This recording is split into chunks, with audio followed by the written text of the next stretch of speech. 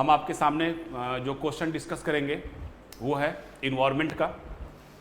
तो इन्वायरमेंट में आपके टेस्ट सीरीज में जो पहला क्वेश्चन है वो है आपका क्वेश्चन नंबर 6।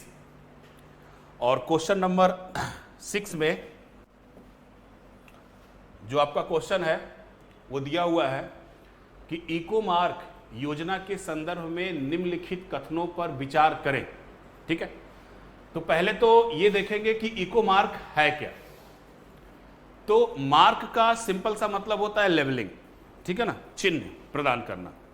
और यहां पर जो इको टर्म है, इको का मतलब यहां पे जो लिया गया है वो है इको फ्रेंडली, यानी कि पर्यावरण को नुकसान न पहुंचाने वाले वस्तु या पदार्थ जो भी है। ठीक है, तो अब उसके संदर्भ में पहला क्वेश्चन है कि ऑप्शन जो है वो है, यह एनर्जी इफिशियंसी सर्विसेज लिमिटेड द्वारा शीघ्रता से पर्यावरण के अनुकूल उत्पादों की पहचान करना और स्वैच्छिक लेबलिंग योजना है। ठीक है, तो अब ऑप्शन देखिएगा, ये तो बिल्कुल सही है, शीघ्रता से पर्यावरण के अनुकूल उत्पादों की पहचान करना और स्वैच्छिक लेबलिंग की योजना, बिल्कुल करेक्ट है। तो इको मार्क यह एनर्जी इफिशियंसी सर्विसेज लिमिटेड द्वारा, बिल्कुल नहीं, जो इको मार्क जो लेबलिंग दी जाती है, जो चिन्ह दी जाती है, यानी यह जो प्रमाण पत्र होता है, यह विकास आयुक्त अथवा लघु उद्योग के कार्यालय के द्वारा या संबंधित राज्य सरकार के उद्योग विभाग के द्वारा जारी किया जाता है। यानी इको मार्क की जो लेबलिंग है, यानी जो इको मार्क है, जो शीघ्रता से पर्यावरण के अनुकूल उत्पादों की पहचान करती है और स्वैच्छिक लेबलिंग की योजना बनाती है, तो ये जो काम करती है वो आपकी एनर्जी इफिशियंसी सर्विसेज लिमिटेड द्वारा नहीं किया जाता है, ये किया जाता है लघु उद्योग के कार्यालय द्वारा अथवा संबंधित राज्य सरकार के उद्योग विभाग द्वारा किया जाता है। ठीक है, तो पहला ऑप्शन आपका गलत है।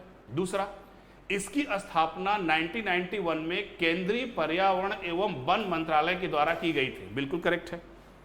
ठीक, तो इस दोनों ऑप्शन में पहला ऑप्शन जो है इसका एक पॉइंट तो ये गलत है, तो जब ये पॉइंट गलत हो गया तो आगे भी गलत हो गया।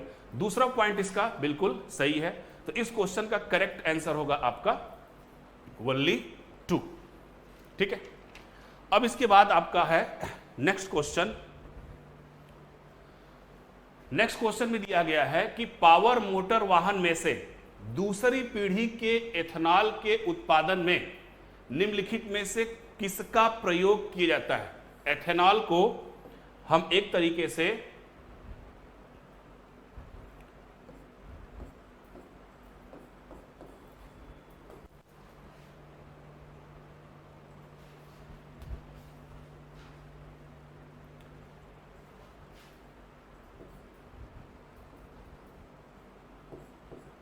एथेनॉल को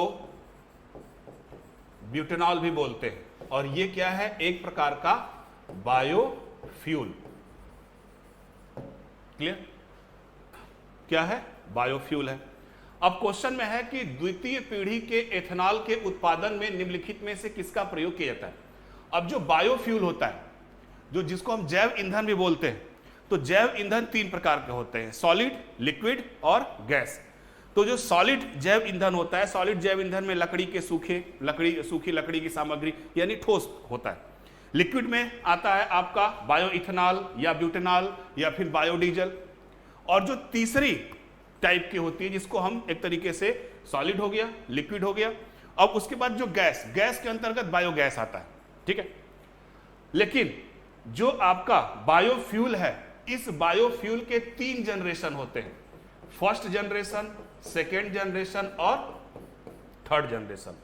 तो जो फर्स्ट जनरेशन के बायोफ्यूल का इस्तेमाल किया जाता है विशेष तौर से एथेनॉल के रिस्पेक्ट में या फिर ब्यूटेनॉल के रिस्पेक्ट में, तो पहली पीढ़ी के बायो इथेनॉल में जो आपका स्टार्च लाइक सब्सटेंस होता है, जैसे आपका वीट हो गया, बर्ली हो गया, कॉर्न हो गया, ठीक है, पोटैटो हो गया, शुगर हो गया, इनका फर्मेंटेशन किया जाता है, मतलब किण्वन किया जाता है, और उसके फलस्वरूप क्या प्राप्त किया जाता है, एथेनॉल। किस जनरेशन में, फर्स्ट जनरेशन में।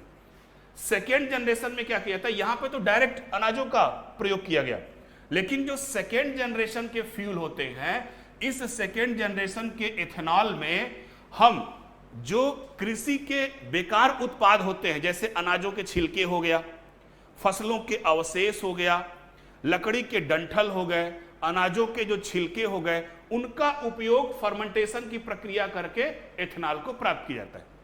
यानी कि पहली पीढ़ी में हम किसका, डायरेक्ट अनाजों का इस्तेमाल करते हैं, और दूसरी पीढ़ी में क्या है कि अनाजों के अवशेष, अनाजों के छिलके या फिर लकड़ी के अवशेष वगैरह का प्रयोग करते हैं। और जो तीसरी पीढ़ी के बायोफ्यूल्स होते हैं या तीसरी पीढ़ी के जो एथेनॉल होते हैं, उनके अंदर हम एक तरीके से माइक्रो एल्गी यानी कि जो सूक्ष्म शैवाल होते हैं उनका प्रयोग करते हैं, चाहे माइक्रो एल्गी हो, चाहे सीवीड्स हो वगैरह। तो इनसे जो हम एथेनॉल प्राप्त करते हैं वो किस पीढ़ी के होते हैं, तीसरी पीढ़ी के। तो पहली पीढ़ी में डायरेक्ट, दूसरी पीढ़ी में, पहली पीढ़ी में डायरेक्ट अनाजों से, दूसरी पीढ़ी में अनाजों के छिलके से, और तीसरी पीढ़ी में माइक्रो एल्गी या सीवीड्स वगैरह से। ठीक है, तो तीसरी पीढ़ी यहां तो चर्चा ही नहीं करनी है, पहली पीढ़ी की बात ही नहीं करनी है, बात किसकी करनी है, दूसरी पीढ़ी की।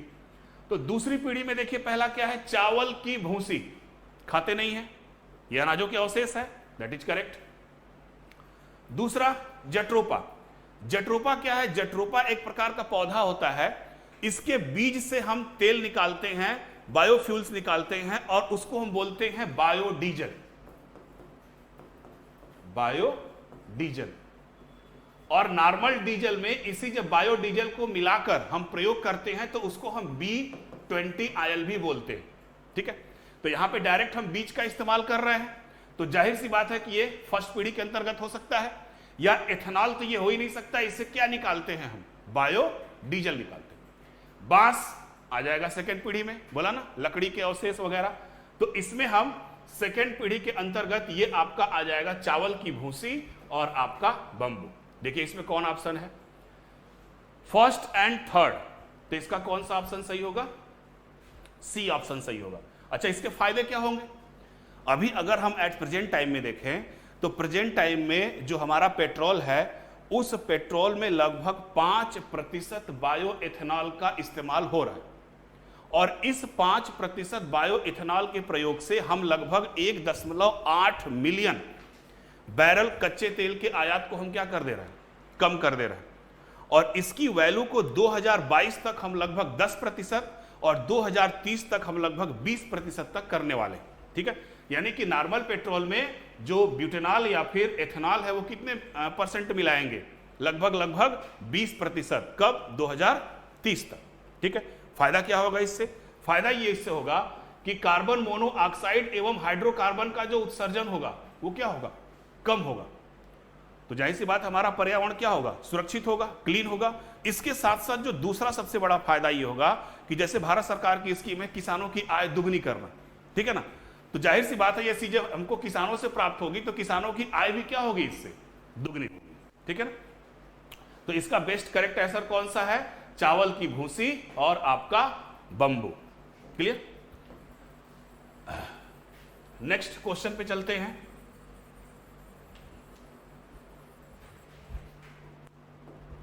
जो हमारा नेक्स्ट क्वेश्चन है वो है आपके टेस्ट सीरीज का 42। तो 42 में जो क्वेश्चन है वो आपके रिलेटेड है किससे, मॉन्ट्रियल प्रोटोकॉल के संदर्भ में निम्नलिखित में से कौन सा कथन सही है। ठीक है ना, पहला, इसका उद्देश्य ओजोन घटने वाले पदार्थों के उत्पादन और खपत दोनों को कम करना है। यह कानूनी रूप से बाध्यकारी प्रोटोकॉल है। इसमें विकासशील देशों की मदद के लिए वित्तीय सहायता तंत्र नहीं है।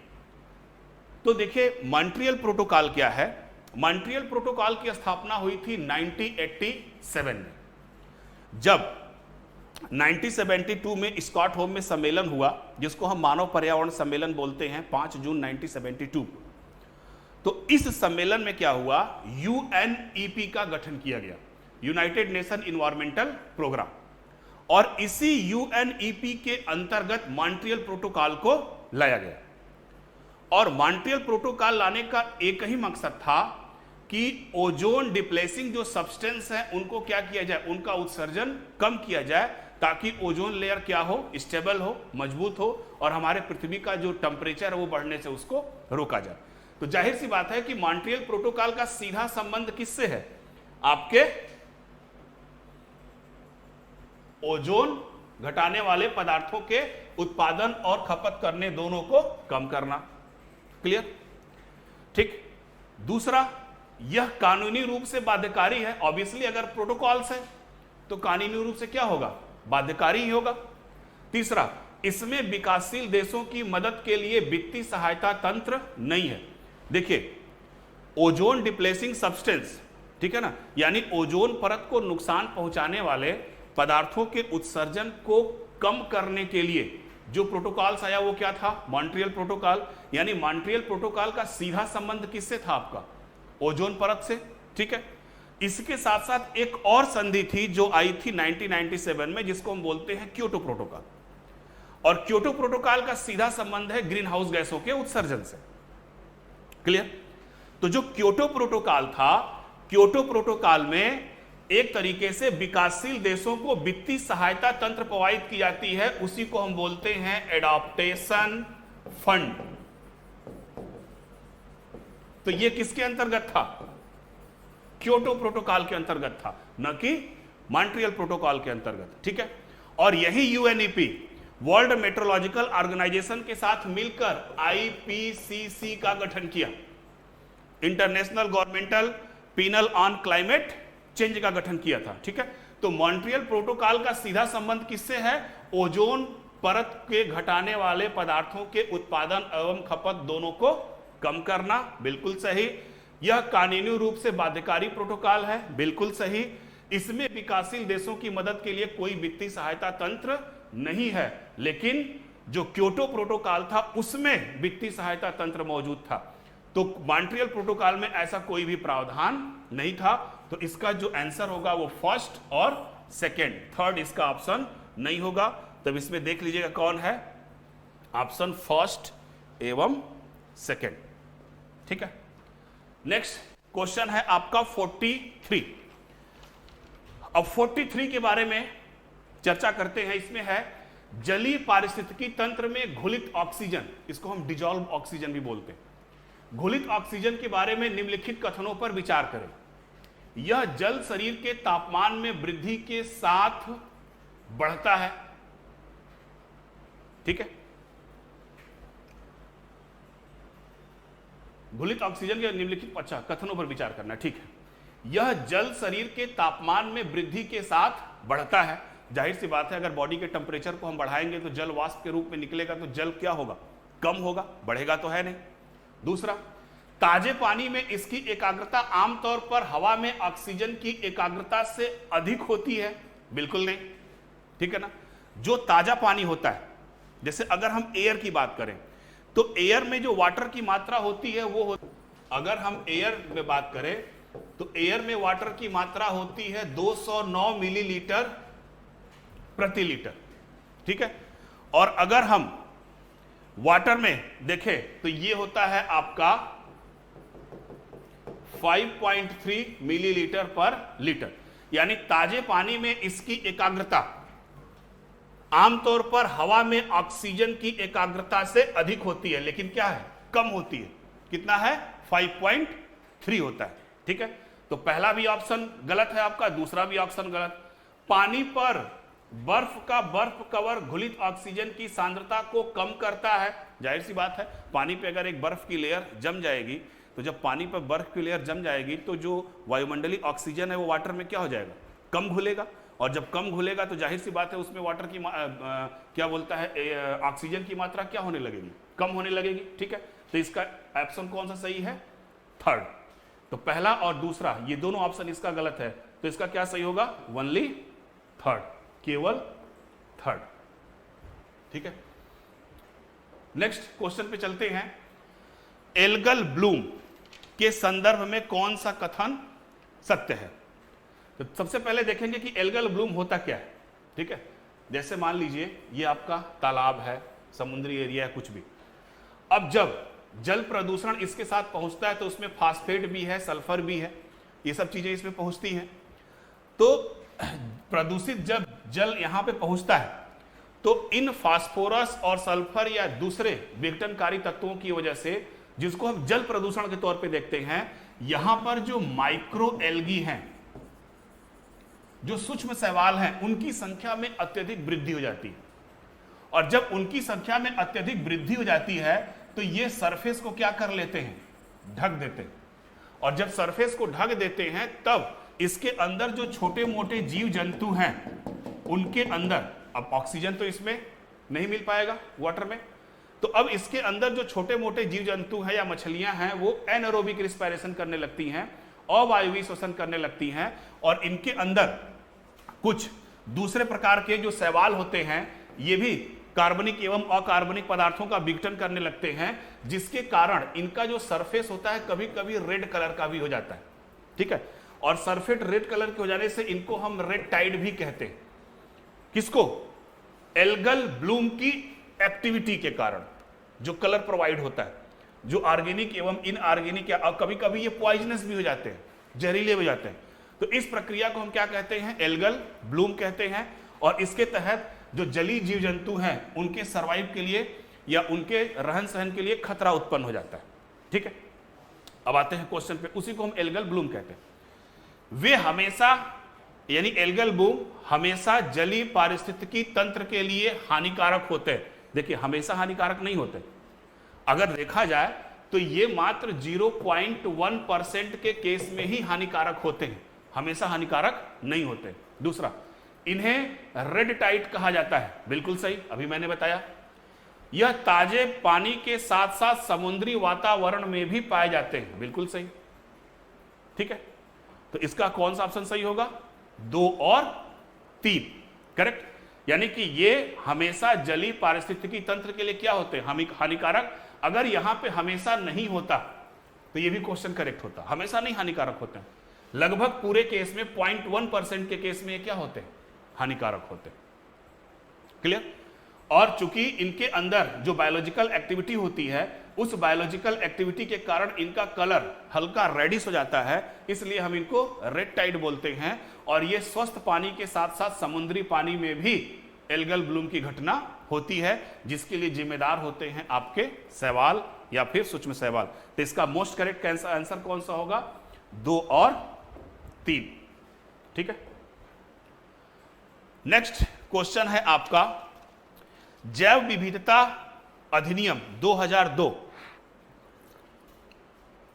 के बारे में निम्नलिखित कथनों पर विचार करें। अब देखिए, जैव विविधता अधिनियम बायोडायवर्सिटी, जैव विविधता से संबंधित है। जैव विविधता का मतलब यह होता है कि एक ही स्थान पर, ठीक है, किसी भी प्राकृतिक स्थान पर बहुत सारे जीव जंतुओं एवं पौधों की प्रजातियों की जो बाहुलता होती है उनको हम क्या बोलते हैं? जैव विविधता। अब मनुष्य क्या किया, जो जैव विविधता संपन्न क्षेत्र हैं उनका अपने आर्थिक लाभ के लिए दोहन करने लगा, भोजन के लिए, आर्थिक लाभ के लिए, सबके लिए। तो जैव विविधता पे संकट उत्पन्न हो गया। तो जब जैव विविधता पे संकट उत्पन्न होने लगा तो वैश्विक लेवल पे इसको बचाने के लिए 1993 में कन्वेंशन ऑफ बायोडायवर्सिटी लाई गई। तो उस कन्वेंशन ऑफ बायोडायवर्सिटी में यह चर्चा किया गया कि कैसे हम जैव विविधता वाले क्षेत्रों को प्रोटेक्ट करें और बचाएं। इसी संबंध में 2003 में एक बायोसेफ्टी रूल लाई गई, जिसको हम बोलते हैं कार्टाजीना प्रोटोकॉल। और कार्टाजीना प्रोटोकॉल को हम जैव सुरक्षा प्रोटोकॉल्स भी कहते हैं। उसमें क्या था कि जैव रूपांतरित फसलों का या जंतुओं का आदान प्रदान करने पर रोक लगा दी गई। यह कब हुआ? 2003 में। और यही कार्टाजीना प्रोटोकॉल सुचारू रूप से चालू हो, इसके लिए 2010 में नागोया प्रोटोकॉल लाया गया। अब कार्टाजीना प्रोटोकॉल और नागोया प्रोटोकॉल, इन दोनों को एक तरीके से सही ढंग से संचालित करने के लिए एक लक्ष्य बनाया गया।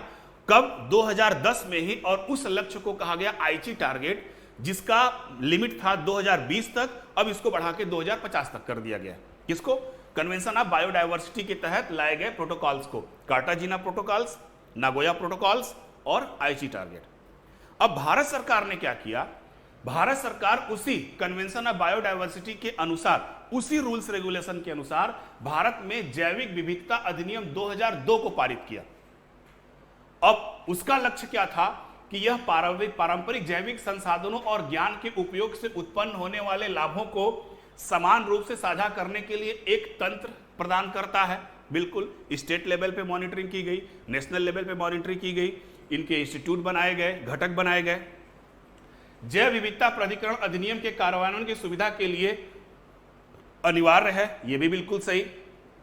वैद्यों और हकीम जो भारतीय चिकित्सा पद्धति का अभ्यास करते हैं, जैसे आयुर्वेद हो गया, यूनानी हो गया वगैरह, उन्हें व्यावसायिक उद्देश्यों के लिए जैविक सामग्री प्राप्त करने के लिए पूर्व अनुमति से छूट दी गई है। यानी मेडिकल सेक्टर में जो हम प्लांट्स, एनिमल्स वगैरह जिनका हम प्रयोग करते हैं, उसके लिए जो जैव विविधता अधिनियम है भारत का 2002 का, उसमें इनको छूट दी गई। तो इसके तीनों ऑप्शन आपके क्या है, बिल्कुल करेक्ट है, फर्स्ट, सेकेंड, थर्ड। और जो ये जैविक विविधता अधिनियम या जैव विविधता अधिनियम 2002 लाया गया, ये उसी कन्वेंशन ऑफ बायोडायवर्सिटी के अनुसार लाया गया। नेक्स्ट क्वेश्चन, बहुत अच्छा क्वेश्चन है ये। बायोगैस के संदर्भ में निम्नलिखित कथनों पर विचार करें। मैंने आपको बताया था बायोफ्यूल 3 प्रकार के, सॉलिड, लिक्विड और गैस। तो जो गैस के तौर पे जैव ईंधन है उसी को हम क्या बोलते हैं, बायोगैस। तो जो बायोगैस की प्रक्रिया होती है उसमें मेथेन और कार्बन डाइऑक्साइड का संयोजन होता है। यह कार्बनिक पदार्थों के अवायवीय पाचन के द्वारा बनता है, बिल्कुल सही। जैसे गोबर गैस आप लोग जानते होंगे, गोबर प्लांट में डाला जाता है, उसमें बैक्टीरिया द्वारा फर्मेंटेशन किया जाता है, और फर्मेंटेशन किण्वन एक प्रकार की अवायवीय प्रक्रिया ही है जो वायु की अनुपस्थिति में होती है। और ये जो बायोफ्यूल जो बनता है इससे, ये जो बायोफ्यूल होता है यह सामान्य रूप से बिना धुएं के क्या होता है, जलता है, और इसकी उच्च ताप क्षमता होती है। यानी कि बायोगैस के संदर्भ में ये तीनों के तीनों ऑप्शन क्या है आपके, बिल्कुल सही है। तो इसका कौन सा करेक्ट होगा, फर्स्ट, सेकेंड और थर्ड, तीनों के तीनों बिल्कुल सही होंगे। ठीक है, नेक्स्ट क्वेश्चन पे चलते हैं। ठोस अपशिष्ट प्रबंधन अधिनियम 2016 के बारे में निम्नलिखित कथनों पर विचार करें। पहला, नियमों को शहरी क्षेत्रों और जनगणना क्षेत्रों को शामिल करने के लिए नगर निगम क्षेत्रों से परे लागू किया जाता है। ठीक है, जो ठोस अपशिष्ट होते हैं, जैसे आपके खाद्य पदार्थों के डब्बे हुए, लोहे के डब्बे हुए, जो ये वेस्ट मटेरियल है, ये भी एक प्रकार का प्रदूषण उत्पन्न करते हैं। तो इनके निस्तारण के लिए शहर से दूर डंपिंग करने का प्रावधान है।